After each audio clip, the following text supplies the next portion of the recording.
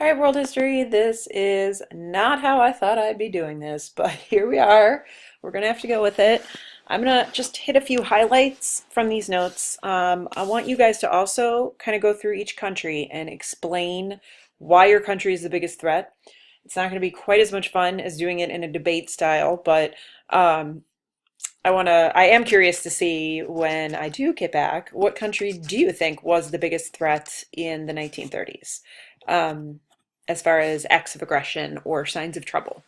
So these notes I have here are a little outdated. They have everything on them except China. So pay extra special attention when you guys are preparing because China is not included in these particular notes. Okay, I'm going to make sure these are on the website for you. We've already gone through all this stuff, what fascism means, what totalitarianism is, ultranationalism, militarism, blah, blah, blah, blah. We talked about the economy.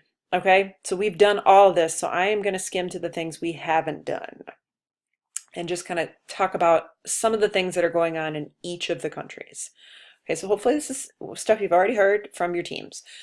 Benito Mussolini, who was nicknamed Il Duce, he's the one that rose to power in Italy. Problems facing Italy. Remember, they were frustrated after the Treaty of Versailles. Italy felt like they didn't get enough. They wanted more land from Austria-Hungary. They wanted more mandates, and so they were slighted a little bit. That coupled with the fact that we have massive, massive economic trouble in the 20s. I mean, remember, that Great Depression is a worldwide thing and is already happening in the 1920s. The United States manages to stay out of it for a little longer, but it was affecting Germany and really everybody else too. So the black shirts are kind of I always call them his like cronies. That was like the people that supported the fascist leader Mussolini and his rise to power. So Mussolini is a great example of a fascist. He was a totalitarian, one party state. You can't vote against him. There's no option. Like, you don't even say it out loud if you disagree with him. So he gets into power much in the way that Hitler does by blaming the Treaty of Versailles for a lot of Italy's problems. He talks about these grand ideas like creating a new Rome. I mean, what Italian is ever going to argue with that, right? Roman Empire was a pretty big deal, something to be proud of. And so he's going to use pomp and circumstance. He's going to throw himself pep rallies. He's going to have ridiculously huge parades. And he pretty much forces the leader of the king, Victor Emmanuel of Italy, to step down, mostly because he had this ridiculously huge march on Rome. I mean, we're talking hundreds of thousands of people were there. And Victor Emmanuel, the king, realized that he was outnumbered, and we've seen this happen before. Like Nicholas II saw this happen in Russia, right? And he didn't want that for himself or his family or his people. So he stepped down and handed power over to Mussolini.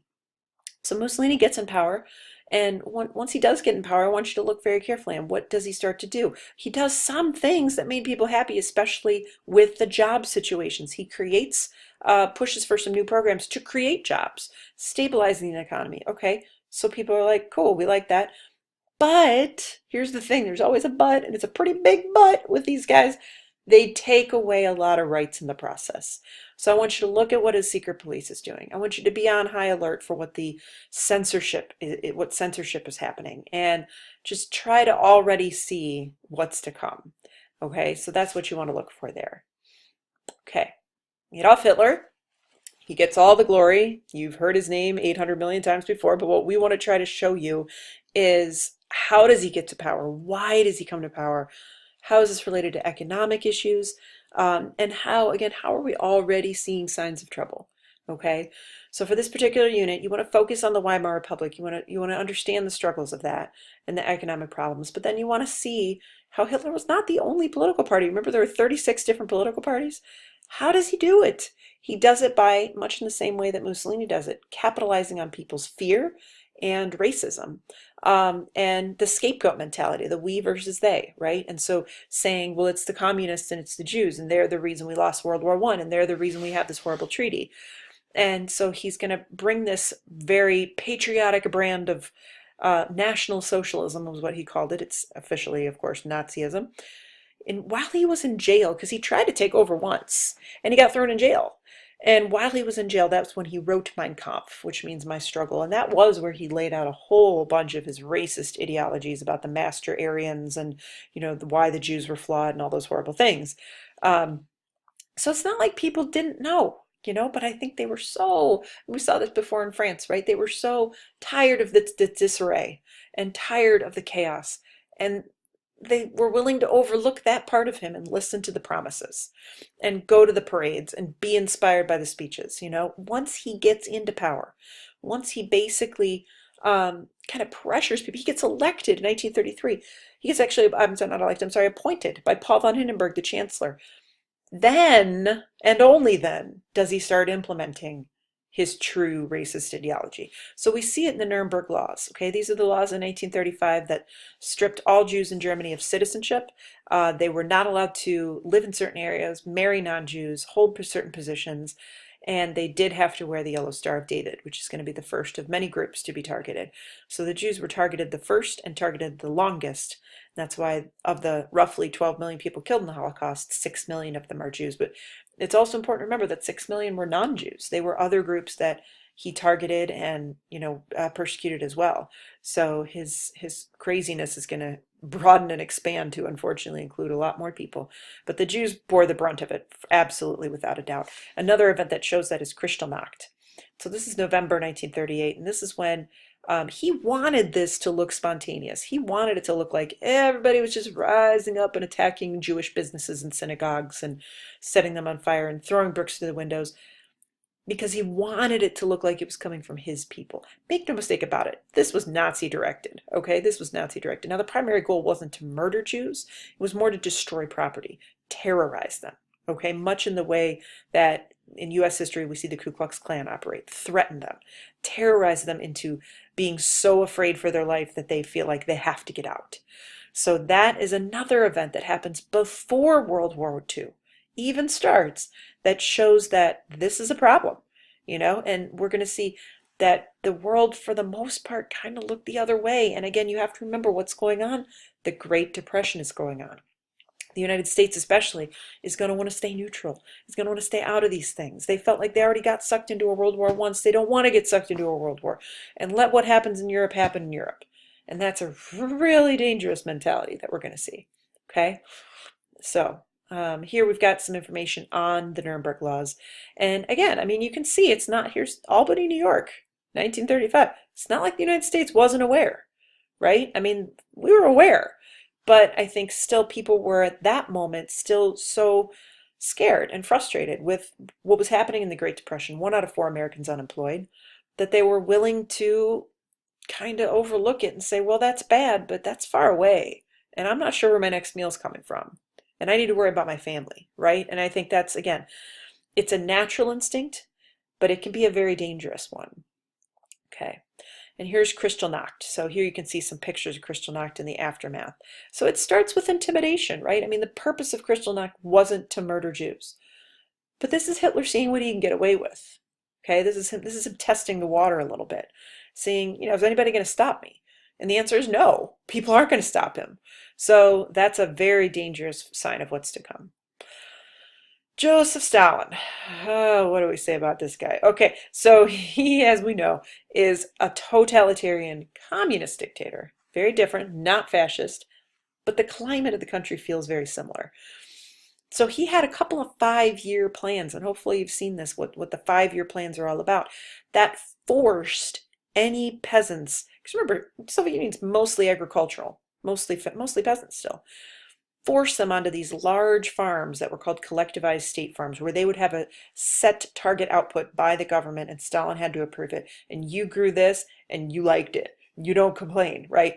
The kulaks were kind of the wealthier peasants and, the wealthier farmers, and they protested. Some of them even burned their own crops to protest this. And that's when they went to the gulags. So the gulags were these really remote prison camps, forced labor camps, where people were worked to death, executed. I mean, no one really knows. They were out in Siberia, which is a really remote, cold, cold area of the Soviet Union. And he used this secret police.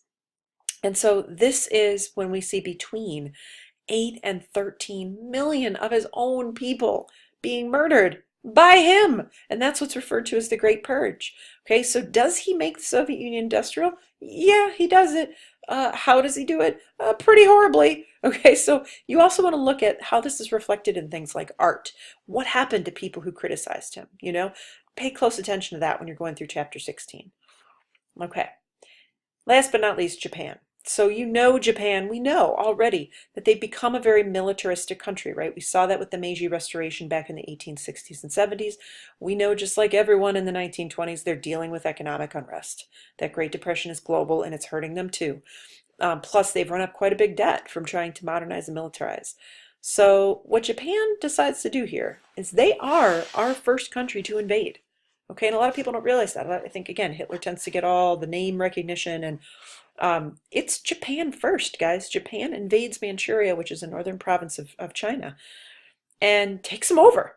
Creates a puppet state. They call it Manchukuo. They say, this is ours now. So the League of Nations is, remember, the whole purpose of the League of Nations is to stop this stuff, right? That's the reason it exists. So the League meets and says, hey, Japan, you shouldn't do that. That's bad. Japan's reaction? They quit. They walked out of the League of Nations. What message does that send Mussolini? What message does that send Adolf Hitler, guys? It shows them that the League can't do anything. So this is important to understand. You also, when you're looking at the ultranationalists in Japan, you want to look at their history, the fact that they have never, ever been successfully invaded and defeated, ever, prior to 1945. What does that do to their psyche and their culture? They felt invincible. Because why wouldn't you, right? If the Mongols tried to invade you 2 different times and couldn't do it, you'd probably feel invincible too. So this is why we're going to see again that samurai code, that cult of Bushido, the idea that you die for your emperor. Your emperor is a god on earth. And the way you die is almost more important than the way you live. This is going to make Japan a formidable enemy and one that's very, very difficult to defeat. So this gives you a little bit of background here. Your teammates, your groups in class are going to do some more. Don't forget about China, okay? China isn't a threat necessarily because they have a brutal leader yet, but there's instability in China that I would argue is a threat to global security. So you want to understand that. You want to understand the nationalists. You want to understand what Mao is trying to do, the Great Leap Forward, okay, all that kind of stuff. So good luck. Email me with any questions. I am here. I can't go anywhere, but I am here, so I am happy to answer any questions. Your quiz is going to be about 35 questions, matching and multiple choice. There's no essay for this one. I just want us to get through this in one piece, you and me, and then we will start getting into actual World War II stuff, which is pretty fascinating, and I'm super pumped. So anyway, email me with questions, and I will see you soon.